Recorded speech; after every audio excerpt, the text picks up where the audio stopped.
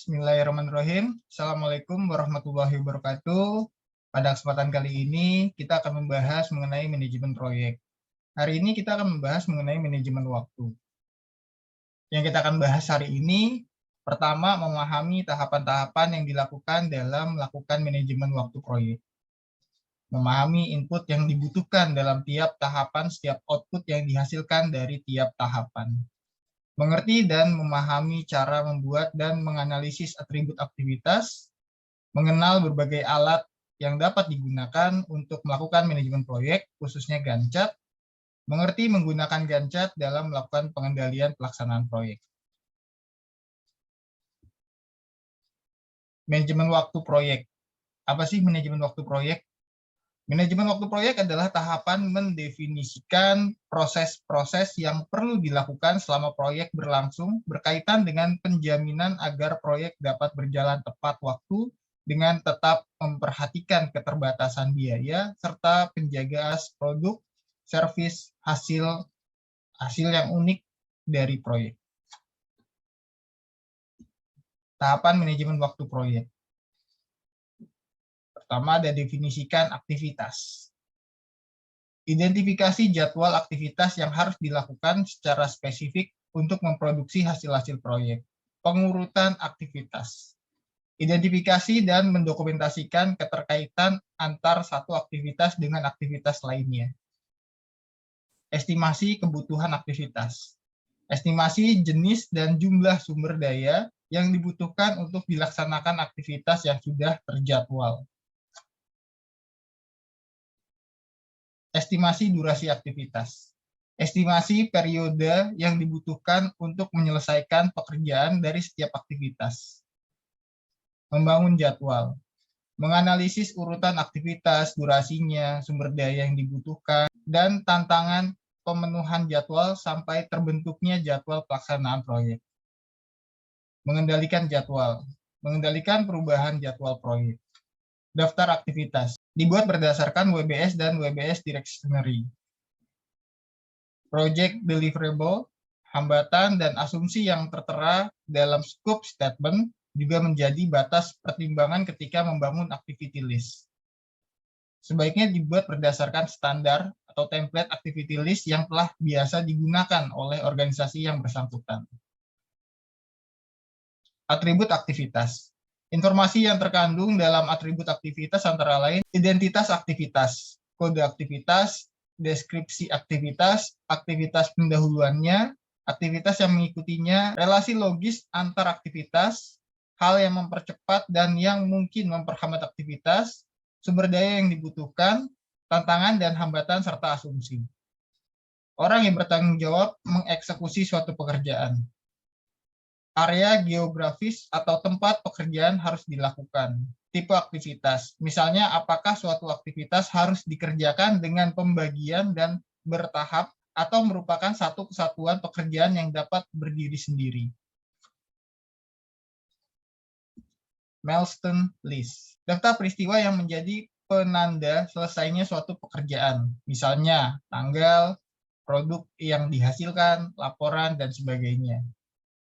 Berguna dalam monitoring kemajuan proyek. Urutan aktivitas. Dapat digambarkan dengan berbagai diagram, antara lain network diagram dan critical path analysis, precedence diagram. Di sini ada contoh activity on arrow, network diagram untuk proyek X. Bisa kita lihat di sini ada nomor 1 sampai dengan 8, namun tidak urut. Jadi nomor 1 ada yang 2-nya ke atas, tapi 3-nya ada di bawah, dan ternyata 2 dan 3 ini bisa berjalan bersamaan. Begitupun nomor 4, ini juga bisa beriringan. Dan nomor 5 ini setelah nomor 2, atau bisa juga setelah nomor 3, dan seterusnya, dan seterusnya. Apa sih nomor 1 sampai 8 ini? Ini merupakan titik simpul mewakili aktivitas. Aktivitasnya apa? Lalu di antara lingkaran ini ada panah, A1, B2, C3, D4, E5, dan seterusnya. Ini merupakan anak panah mewakili kejadian. Arrow Diagram Method atau ADM disebut juga Activity on Arrow, AOA, Project Network Diagram. Aktivitas dipresentasikan sebagai tanda panah. Node atau lingkaran sebagai penanda awal dan akhir sebuah aktivitas. Hanya dapat menunjukkan ketergantungan dari awal ke akhir. Proses pembuatan AOA. Tentukan semua aktivitas yang berawal di node 1. Gambarkan node akhirnya dan tanda panah yang menghubungkan node 1 dengan node-node akhir. Tulis huruf atau nama aktivitas disertai estimasi durasi yang dibutuhkan pada tanda panah yang berkaitan. Lanjutkan menggambar network diagram dengan cara menggambarkannya dari kiri ke kanan. Perhatikan node-node yang diikuti oleh 2 atau lebih aktivitas, atau sebaliknya, satu node yang didahului oleh 2 atau lebih aktivitas. Jika perlu, digabung atau dipisahkan. Diagram harus digambar sehingga semua aktivitas tercantum pada diagram, termasuk ketergantungan satu aktivitas dengan aktivitas lainnya. Perhatikan aturan. Semua aktivitas harus mengarah dari kiri ke kanan, dan tidak ada tanda panah yang saling berpotongan. Precedence Diagramming Method, PDM. Aktivitas dipresentasikan oleh kotak-kotak. Tanda panah menunjukkan relasi antar aktivitas, lebih populer dibandingkan ADM, dan banyak digunakan dalam manajemen proyek perangkat. Lebih baik dalam memperlihatkan berbagai tipe ketergantungan. Jadi gambarnya seperti ini, task dependency type. Jadi di sini contohnya finish to start, jadi gambarnya seperti ini, start to start, gambarnya seperti ini, finish to finish seperti ini, start to finish seperti ini.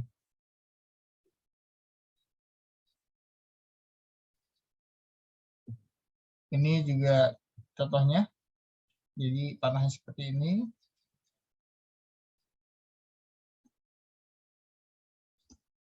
Estimasi durasi aktivitas. Setelah mendefinisikan aktivitas secara urutannya, langkah selanjutnya dalam manajemen adalah mengestimasi durasi yang dibutuhkan oleh aktivitas-aktivitas tersebut. Durasi adalah jumlah aktual waktu yang dibutuhkan untuk bekerja ditambah dengan waktu. Effort adalah jumlah hari atau jumlah jam yang dibutuhkan untuk menyelesaikan suatu pekerjaan. Orang yang melakukan atau bertanggung jawab dengan sebuah aktivitas atau pekerjaan sebaiknya turut serta dalam mengestimasi durasi aktivitas. Sedang para ahli memberi masukan dan mengevaluasi hasilnya. Membangun jadwal. Gunakanlah hasil proses manajemen waktu sebelumnya untuk membangun jadwal, sehingga lebih mudah dalam menentukan tanggal awal dan tanggal akhir dari sebuah aktivitas. Tujuan utama dari proses ini adalah membangun jadwal yang realistis sebagai dasar dalam memonitor kemajuan proyek berkaitan dengan keterbatasan waktu. Alat yang dapat digunakan antara lain Gantt chart, PERT analysis, critical path analysis, dan critical change scheduling. Gantt chart. Gantt chart menampilkan jadwal proyek dengan format standar, yaitu dengan menampilkan daftar aktivitas beserta tanggal awal dan tanggal akhir dalam format kalender. Simbol-simbolnya a black diamond, thin black bar, lighter horizontal bar, arrow. Kurang lebih seperti ini gambar Gantt chart.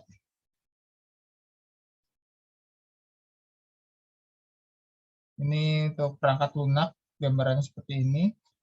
Milestone. Milestone adalah peristiwa penanda yang mempunyai durasi 0. Kriteria SMART dalam membangun milestone yaitu specific, measurable, sustainable, realistic, time frame. Jadi contoh track Gantt chart itu seperti ini. Critical Path Method atau CPM adalah teknik menganalisis jaringan kegiatan atau aktivitas-aktivitas ketika menjalankan proyek dalam rangka memprediksi durasi total. Critical Path sebuah proyek adalah deretan aktivitas yang menentukan waktu tercepat yang mungkin agar proyek dapat diselesaikan. Critical Path adalah jalur terpanjang dalam network diagram dan mempunyai kesalahan paling sedikit. Cara menentukan critical path, pertama buatlah network diagram yang baik.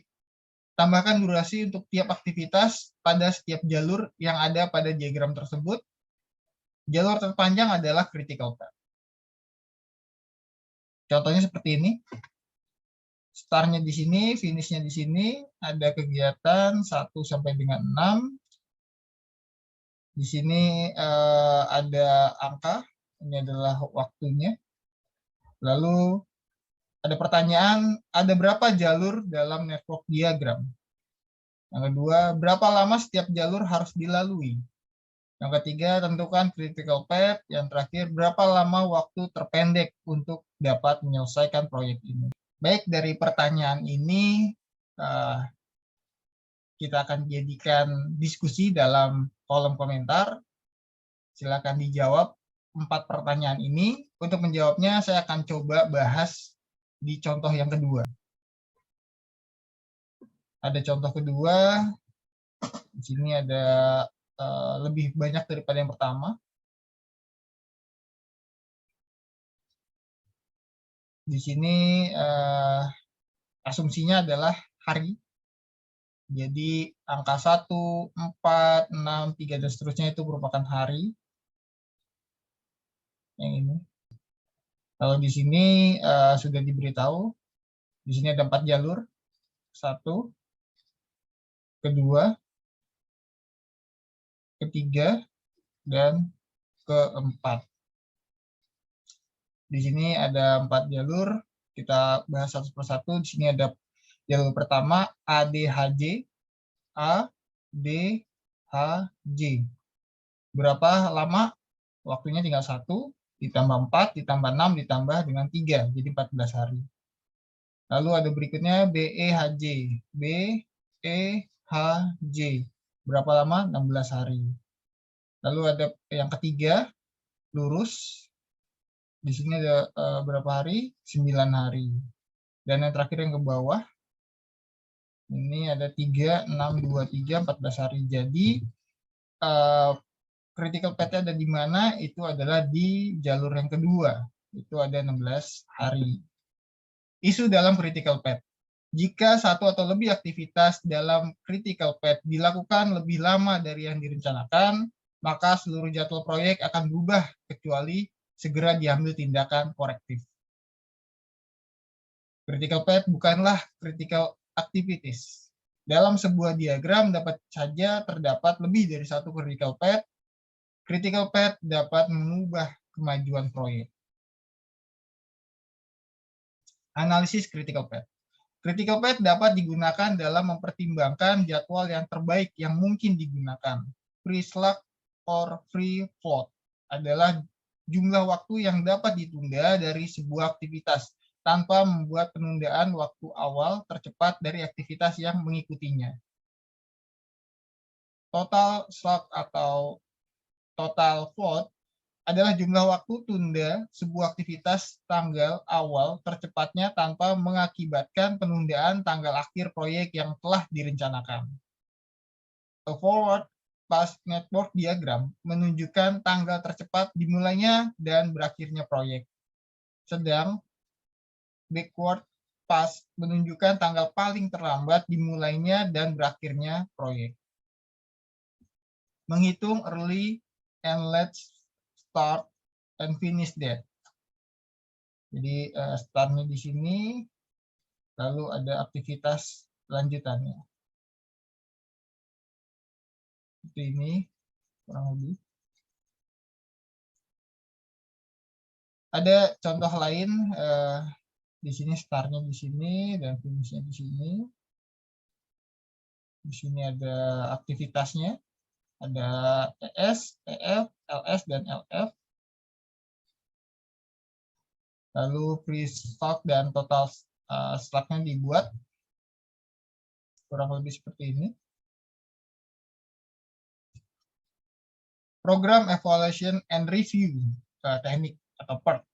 PERT teknik analisis network diagram yang dapat digunakan untuk mengestimasi durasi proyek di mana terdapat ketidakpastian yang tinggi mengenai estimasi durasi aktivitas individu.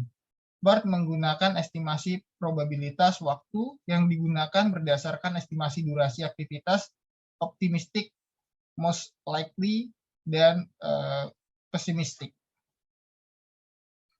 Formula dan contoh BART. Di sini ada sebuah rumus. Ini rumusnya.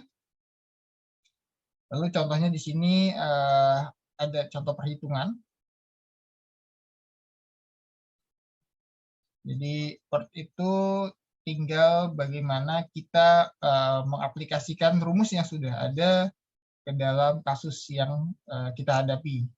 Di sini ada optimistic time-nya berapa. Di sini optimisnya 8 hari.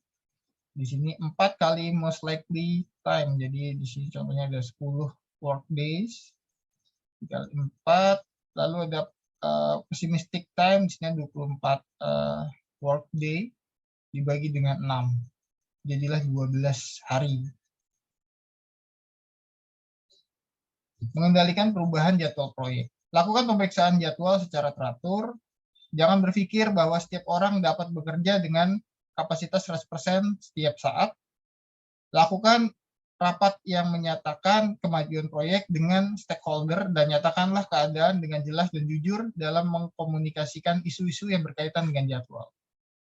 Baik, saya rasa itu dulu yang bisa saya sampaikan. Mohon maaf jika ada kesalahan atau penyampaian yang kurang tepat. Selanjutnya bisa kita komunikasikan melalui kolom diskusi. Saya akhiri, wassalamualaikum warahmatullahi wabarakatuh.